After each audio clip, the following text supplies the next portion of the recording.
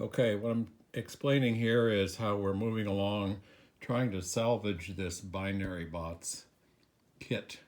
We discovered this kit was missing some parts even though it was brand new. And the company is now out of business, but the question is, how can we make use of this? The kit only costs $20 in the USA.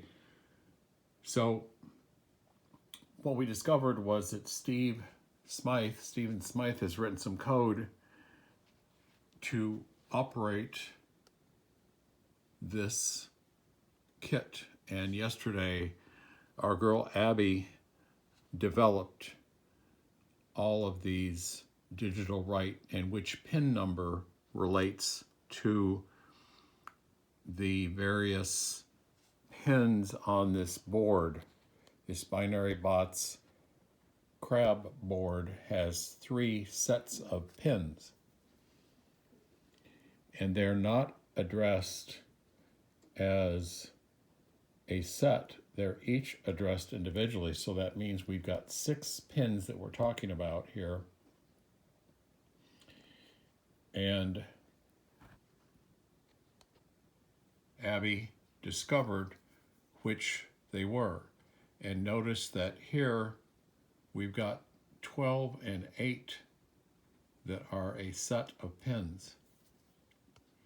That doesn't seem reasonable when the others are 13 and 14 and 15 and 16. It took some working to work that out. Each of these letters is called to operate the motors using Bluetooth. I will show you now this code that I've got that she wrote, and I now have it using the Bluetooth call. And notice at the end we've got, if we let our finger up off of the screen, mobile device screen, that sets all the digital write to 0. In other words, stopping the motor or the gripper.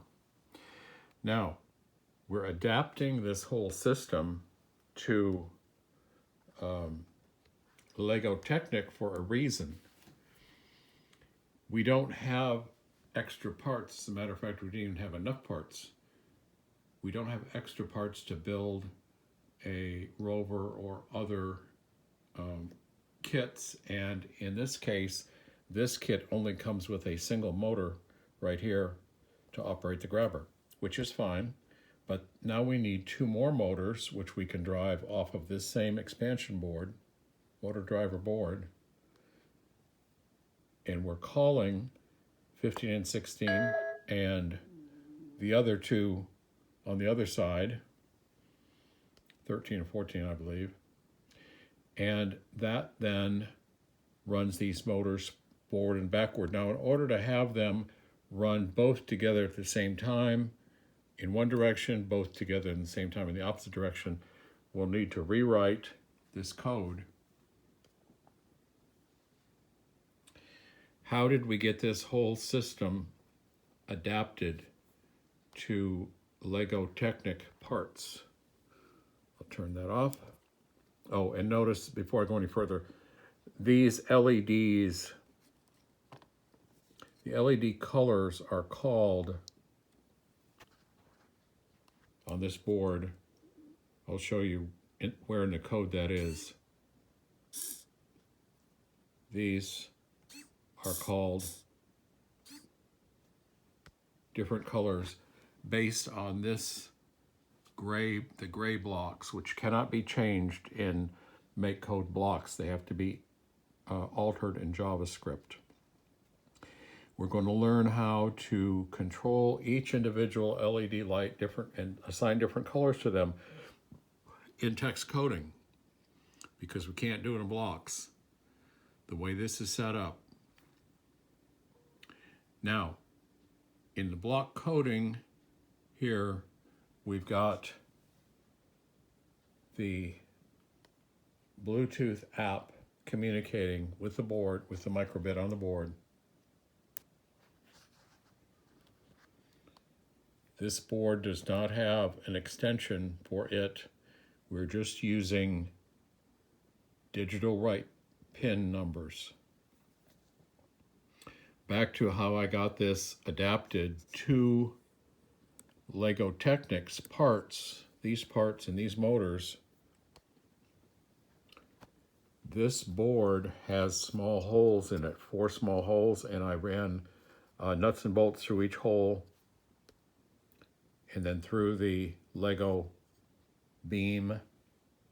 Then I can attach this 5x7 bracket to these beams. It just so happens that these holes, although they're not big enough for Lego Technics, they're positioned pretty close. This board also has 4 holes. Unfortunately, they are not positioned exactly correctly. So we can't really put our brackets directly on. We can put beams on, but not brackets. Now I'll lift this off and show you what I'm talking about. First I'll take this gripper arm off. It is, again, adapted with nuts and bolts to the brackets of the gripper arm onto these 2 beams and then onto a bracket. We're going to be able to make a Rover car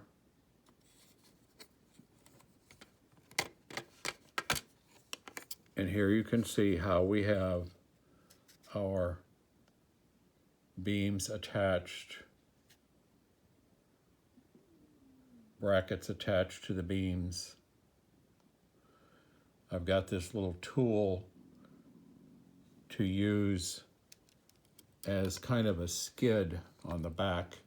We can glue a roller ball onto this underneath, and then we'll be able to begin building a Rover car. Here is what the nuts and bolts look like that I've used to adapt each of these holes in these boards to Lego Technic. These are small enough that they go through the holes, long enough that they go through the beams with nuts that go with them. They cost me 55 cents for each bolt and 10 cents for each nut. I think it took 8 total. No, it took 12 total if you include these. So next will be Abby working on building out the actual Rover car. We'll work on designating each of these RGB LED lights to turn on and turn off.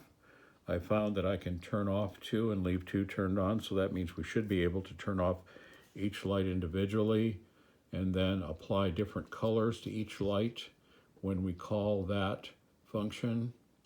And we can call that function with our code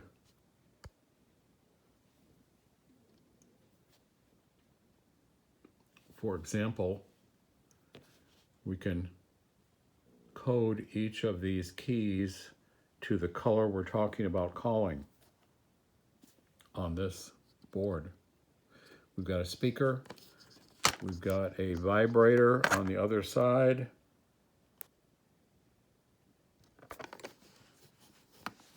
these I believe are capacitive touch. We'll have to work on that. So it looks like we can make this functional even though the kit was incomplete. There will be more as, pardon me, as Abby works through all this to get this assembled into a full-size Rover car.